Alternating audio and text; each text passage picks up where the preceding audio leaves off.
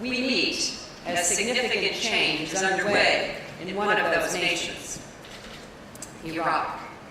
After years of hard work, Iraq is realizing its goal of becoming a fully sovereign, stable, and self-reliant state.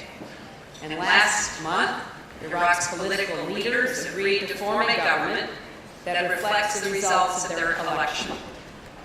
An inclusive government with every major community represented, no one excluded or marginalized. Theirs must be a government made in Iraq by Iraqis. Let me be clear about the position of the United States regarding our relationship with a sovereign Iraq today and in the future. We are fully committed to working with Iraq as equal partners and equal members of the international community. Together, we will carry out the two agreements that our government and the government of Iraq reached: our Strategic Framework Agreement, which covers the full range of our bilateral relationship, and our Security Agreement, which covers our security, commitments, and the drawdown of U.S. troops. The decisions that are charting Iraq's course today are Iraq's alone. The people and government of Iraq are in the lead. The Speaker is here with us today, and he and the Parliament are off to an impressive start.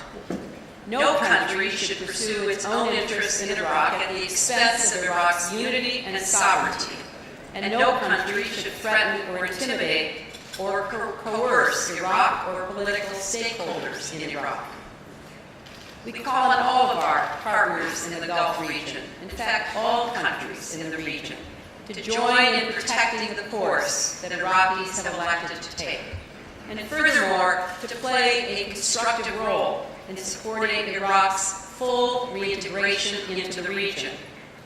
Iraq's positive engagement with other nations will rise as diplomatic, economic, educational, and cultural ties are reinforced. These actions are actually in all of our interests because Iraq's progress is essential for the long-term peace and prosperity of us all.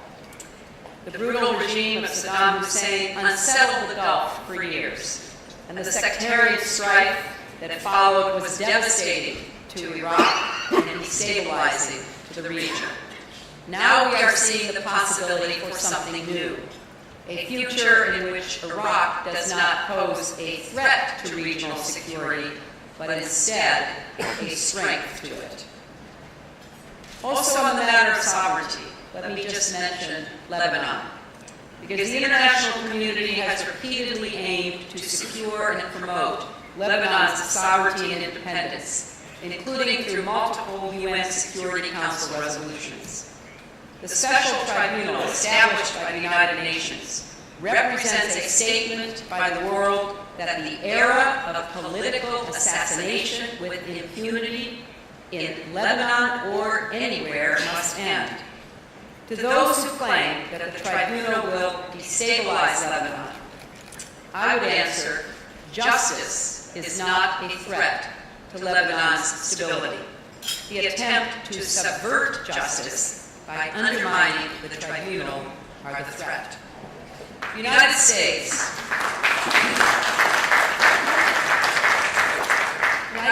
joins the international community in supporting a sovereign, independent, and stable Lebanon.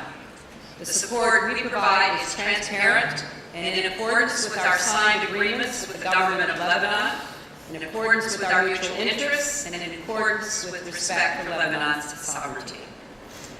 The second principle is security partnership, especially in the face of new and complex threats.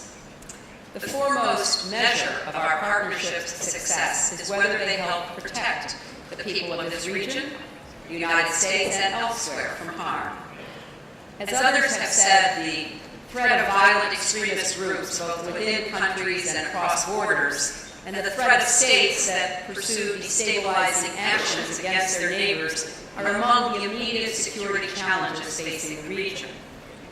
Like other modern threats, these challenges call for shared solutions, which require cooperation on every level: political, economic, strategic, and especially among our militaries.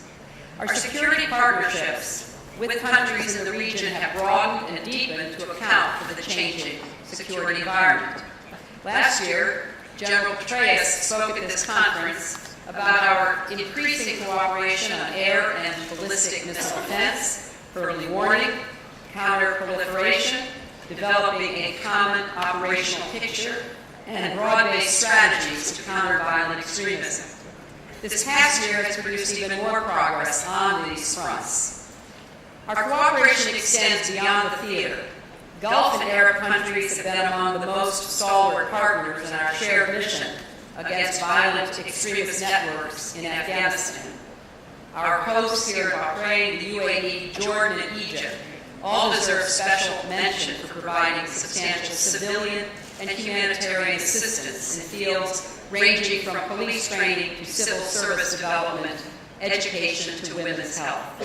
And we are grateful that the OIC has offered to host a meeting in Jeddah of the International Contact Group for Afghanistan and Pakistan next year.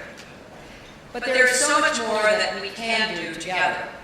Among other things, we seek to strengthen the Gulf Security Dialogue, which represents our primary security coordination mechanism with the Gulf Cooperation Council countries.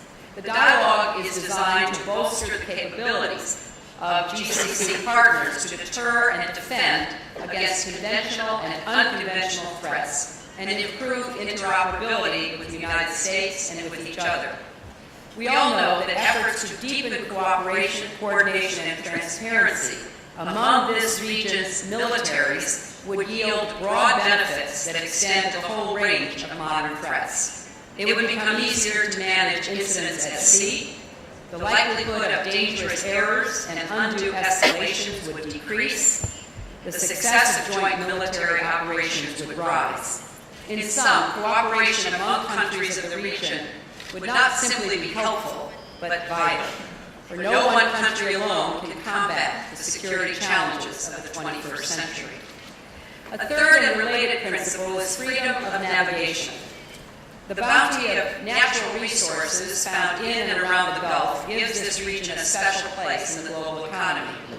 The Gulf states must be able to ship oil and other goods freely and securely by land and sea through the region.